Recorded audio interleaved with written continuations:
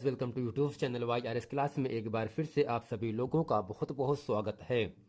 तो दोस्तों, model paper 2022 का विषय सामाजिक विज्ञान में दोस्तों इसके पहले के वीडियो में प्रश्न नंबर 4 तक अच्छे तरीके से हल कर दिया था। तो दोस्तों, आज की इस पूरे वीडियो में हम प्रश्न नंबर 5, प्रश्न नंबर 6, प्रश्न नंबर 7, प्रश्न नंबर 8 में जितने प्रश्न हैं उन सभी प्रश्नों को इस पूरे वीडियो में हम अच्छे तरीके से पढ़ने वाले हैं। अब दोस्तों, प्रश्न नंबर 5वां आपके सामने कह रहा है, महात्मा गांधी द्वारा चलाए जाने वाले असहयोग आंदोलन के क्या कारण थे, इसे उन्होंने क्यों स्थगित कर दिया। या दोस्तों, 5वें का अथवा का प्रश्न आपके सामने कह रहा है, सत्याग्रह का क्या अर्थ है, सत्याग्रह पर महात्मा गांधी के क्या विचार थे। तो दोस्तों, प्रश्न नंबर 5 में अथवा करके 2 प्रश्न दिया गया है। तो दोस्तों, सत्याग्रह का क्या अर्थ है, सत्याग्रह पर महात्मा गांधी के क्या विचार थे, इस वीडियो में हम इस प्रश्न का उत्तर बताएंगे। और प्रश्न नंबर दोस्तों 6 आपके सामने यहां से कह रहा है, लोकतांत्रिक सुधार का क्या अर्थ है, इसके लिए उठाए जा सकने वाले किन्हीं 4 कदमों का उल्लेख कीजिए। या दोस्तों, यहां से आपसे दिया गया है अथवा में, वैध शासन का क्या अर्थ है, लोकतंत्र किस प्रकार उत्तरदायी, जिम्मेदार एवं वैध सरकार का गठन करता है। दोस्तों, प्रश्न नंबर 6 में अथवा का जो प्रश्न है, वैध शासन का क्या अर्थ है, लोकतंत्र किस प्रकार उत्तरदायी, जिम्मेदार एवं वैध सरकार का गठन करता है, इस प्रश्न को हम बताएंगे। दोस्तों, प्रश्न नंबर 7 में कह रहा है, वैश्वीकरण का क्या अर्थ है, वैश्वीकरण का कृषि पर पड़ने वाले प्रभावों का वर्णन कीजिए। या दोस्तों, आपसे पूछ सकता है, यहां से दिया गया अथवा में, भारत में पाए जाने वाले मोटे अनाजों का उल्लेख करते हुए इन अनाजों की पैदावार के लिए उपयुक्त भौगोलिक परिस्थितियों का वर्णन कीजिए। तो दोस्तों, प्रश्न नंबर 7 का जो पहला प्रश्न यहां से है, वैश्वीकरण का क्या अर्थ है, वैश्वीकरण का कृषि पर पड़ने वाले प्रभावों का वर्णन कीजिए। तो दोस्तों, प्रश्न नंबर 7 को हम जो पहला प्रश्न है इसको अच्छे तरीके से हम बताएंगे। और दूसरा प्रश्न नंबर 8वां आपके सामने यहां से कह रहा है, असंगठित क्षेत्र के श्रमिक यानी मजदूर सामाजिक भेदभाव के भी शिकार हैं, क्या आप इस कथन से सहमत हैं, कारण सहित उत्तर लिखिए। दोस्तों, या प्रश्न नंबर 8 का अथवा का प्रश्न आपसे पूछ सकता है, मानव विकास सूचकांक क्या है, मानव विकास नापने वाले मूलभूत अवयवों का उल्लेख कीजिए या वर्णन कीजिए। तो दोस्तों, प्रश्न नंबर 8 में जो अथवा का प्रश्न है इस वीडियो में हम अच्छे तरीके से बताने वाले हैं। तो दोस्तों, यहाँ प्रश्न नंबर 5 कह रहा है, सत्याग्रह का क्या अर्थ है, सत्याग्रह पर महात्मा गांधी के विचार क्या थे या क्या विचार थे। तो दोस्तों, हेडिंग करते हैं सत्याग्रह। सत्याग्रह का शाब्दिक अर्थ है सत्य के लिए आग्रह करना। सत्य के लिए दोस्तों क्या करना है, आग्रह करना है, विनती करना है। शब्दों में अहिंसा के माध्यम से असत्य पर आधारित बुराई का विरोध करना ही सत्याग्रह है। यानी दोस्तों, सत्य के लिए आग्रह करना, शब्दों में अहिंसा के माध्यम से असत्य पर आधारित बुराई का विरोध करना ही सत्याग्रह है। यह शारीरिक बल, शरीर की ताकत अथवा शस्त्रों की भौतिक शक्ति से सर्वथा भिन्न है, अलग है। यह आत्मा की शक्ति है। सत्याग्रह का संचालन आत्मिक शक्ति के आधार पर किया जाता है। सत्याग्रह के संपूर्ण दर्शन का आधारभूत सिद्धांत यह है कि सत्य की ही जीत होती है। तो दोस्तों, सिक्के में लिखा रहता है ना, सत्य में जयते, अर्थात सदैव सत्य की जीत होती है। अर्थात दोस्तों, जो आपका सत्याग्रह है, सत्य के लिए आग्रह करना, अर्थात शब्दों में अहिंसा के माध्यम से असत्य पर यानी गलत पर आधारित बुराई का विरोध करना, यानी जो गलत है उसको गलत ठहराना, यही दोस्तों क्या है, सत्याग्रह है। अब दोस्तों, यहां से कह रहा है आगे आपके सामने यहां से है, सत्याग्रह की अवधारणा आधुनिक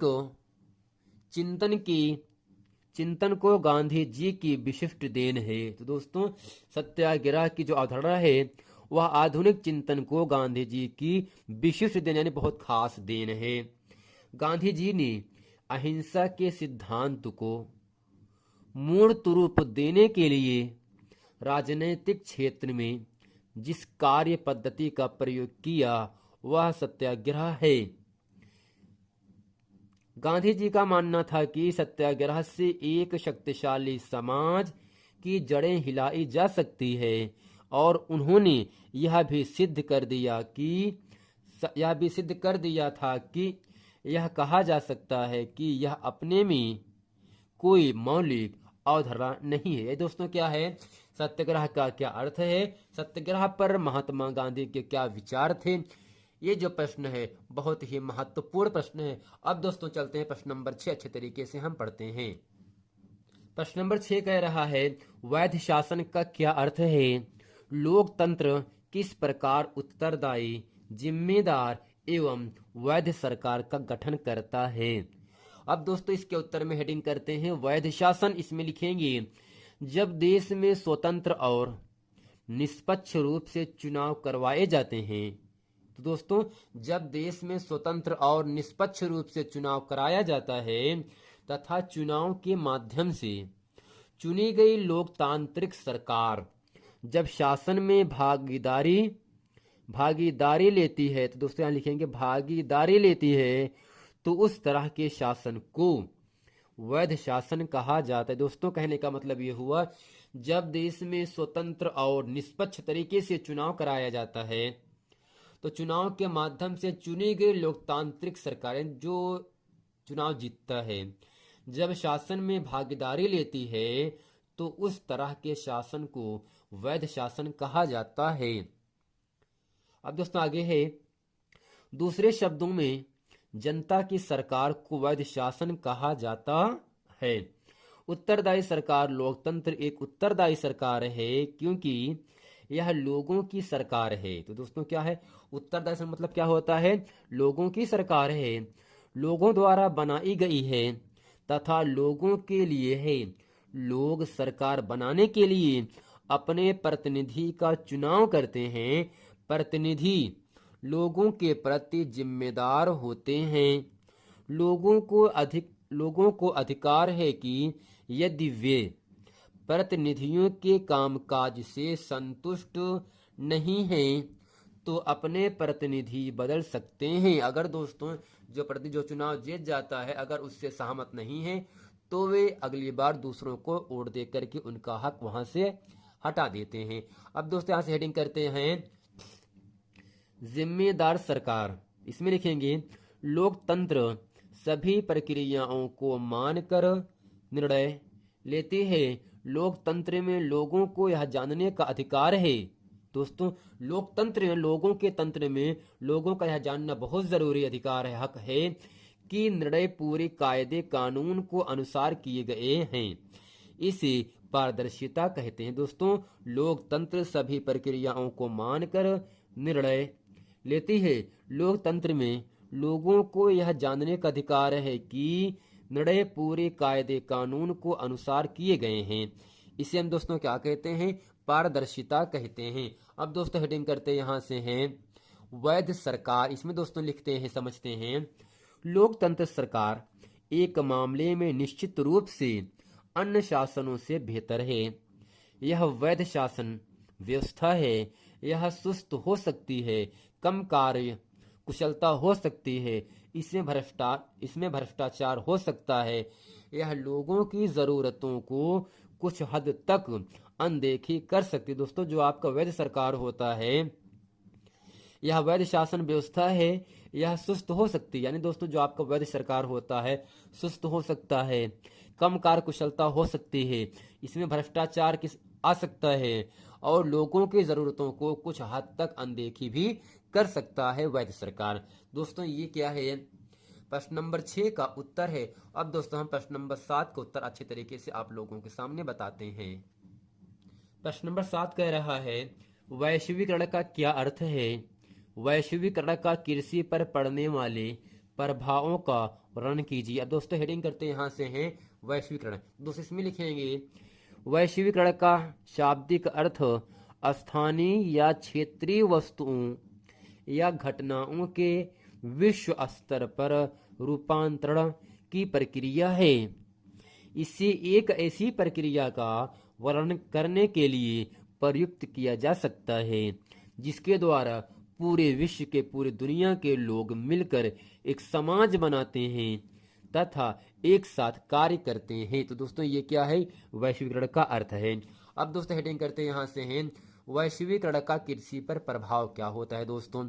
अब दोस्तों इसमें लिखेंगे और समझेंगे, वैश्वीकरण ने कृषि उत्पादन को अतीत, तो दोस्तों अतीत का मतलब होता है जो गुजर चुका है, अतीत की तुलना में बहुत तेजी से बढ़ने की अनुमति दी है, इजाजत दी है, परमिशन दी है। कुछ दशकों पहले, यानी कुछ जमाने पहले, कुछ वर्षों पहले तेजी से विकास प्रति वर्ष 3% से अधिक था। अब यह 4 से 6% है। हालांकि विकास की इन उच्च दरों में इसकी संरचना में काफी बदलाव शामिल है। विकास की थोक मूल खाद्य स्टेपल से शुरू हुआ, जब निर्यात, तो दोस्तों दो चीजें होता है, आयात और निर्यात। दोस्तों यहां से होता है आयात आयात का मतलब होता है विदेशों से सामान को मंगाना, आयात कहलाता है।